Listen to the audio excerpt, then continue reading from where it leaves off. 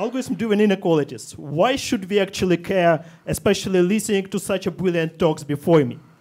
Well, to answer this question, both me and my colleagues would actually ask you to ask yourself 3 questions.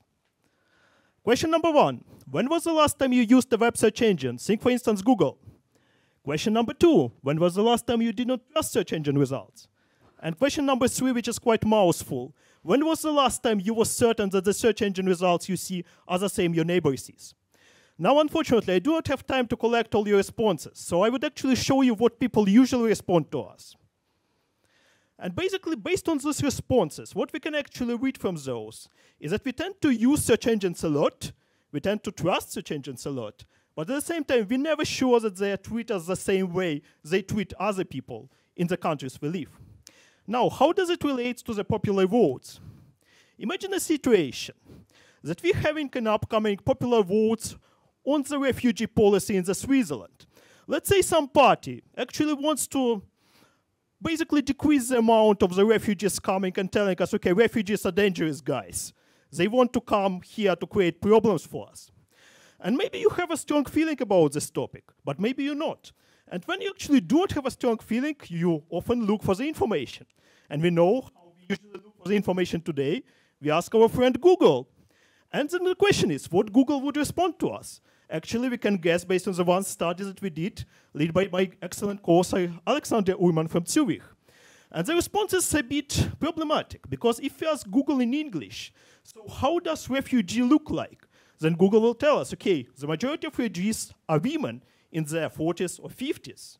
And we probably think, okay, women are not problematic. Why should we actually feel dangerous in this case?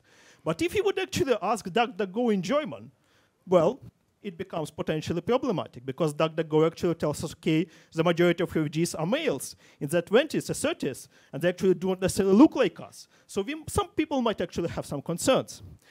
Now, why it is a problem? We would argue for 2 reasons. First of all, this kind of responses might actually affect our decisions in terms of the votes. And we also don't necessarily control what kind of responses we are getting from the search engines.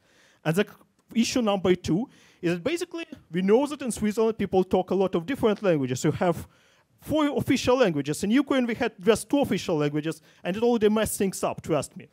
And basically, what would happen if the search engines would consistently give very different results to people who ask them, for instance, in French or in German? We argue it is a problem, and that's why we actually need to raise awareness about this issue. Now, how are we actually raising awareness? First of all, we can do science like we usually do together with my colleagues, but the problem is that, first of all, we cannot do all the science in the world, and some people actually don't necessarily trust science. As a scientist, it's really depressing for me, but they're right. We can actually tell you, okay, guys, just educate yourself, do science yourself, but it's not very good strategy, trust me. It usually doesn't work. So what we actually want to do together with Maryna and together with Aleksandra, we actually want to give you some of the tools that we're actually using so you can actually do your own research. Now, what kind of tools we are having? Basically, what we are quite passionate with our small team is about building robots. We're actually building robots which actually do with the search engines what you usually do. Our robots basically searching, and robots are nice because they do not have to be paid almost at all. They can actually respond questions all the day long. I cannot do this, unfortunately. And then we actually can deploy a lot of robots across Switzerland if we have good partners, and if we also have some money for our computer engineers who can actually build those robots. And what we can do, we can actually do a monitoring infrastructure. When you, for instance, can actually simultaneously deploy, let's say, 20 of our robots, and then see what are the results, for instance, for the refugee request, or for any other request, for instance, for the climate change request, or any other very important thing. And then, based on this one, we can actually better educate at schools, at universities. We can actually do better research. And then, potentially, we can also identify systematic inequalities, which we can then rise to the technical companies and then possibly turn it to regulation. Thank you very much.